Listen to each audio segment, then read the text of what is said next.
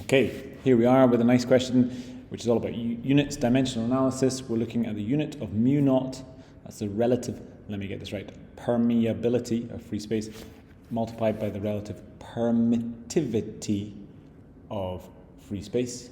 Okay, have a look, and then when you're ready to watch the rest of the video, hit play. So, first thing to do here is to look at these units. Now, we're looking at fundamental SI units. You should be aware that there are 7 of these, and if we just have a quick scan, we can see that some of them are not in the answers. We've got meters and seconds, that is a fundamental. However, Tesla is not, coulombs are not, and newtons are also not. So these two answers here with Tesla, coulomb, newtons are going to go away. Remember, with these multiple choice, it's an increasing theme that you can rule out 2 of the answers very, very quickly, a little 50-50, and we're left with something pretty straightforward. Now, let's do the actual analysis here.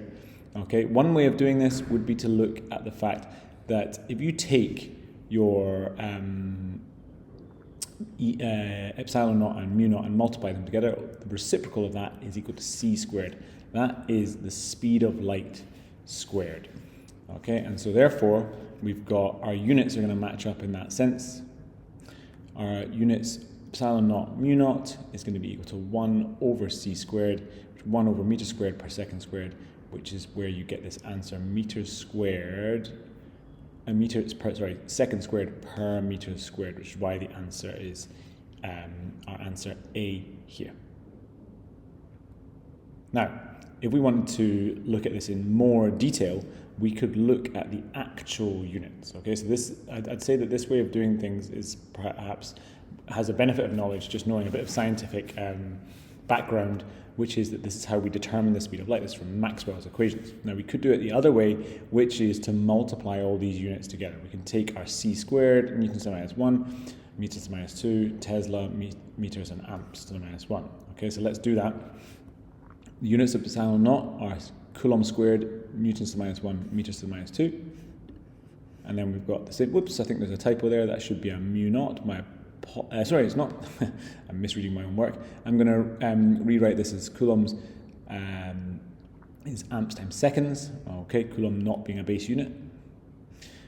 We're going to get mu naught here, which is Tesla's meters times amps to the minus 1. And we're going to remember that our Tesla comes from our F equal BIL. So B is force per unit length per unit current.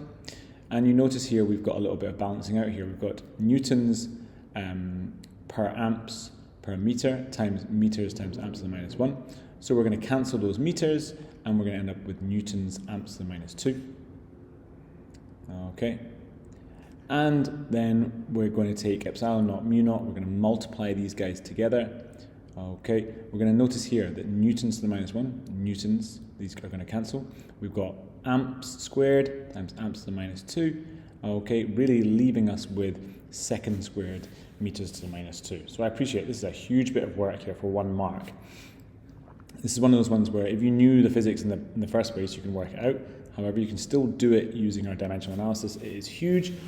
Remember, time saving. If in doubt, rule out the options. Firstly, try and get rid of those options which are not fundamental, and then go from there. Okay, thank you for watching.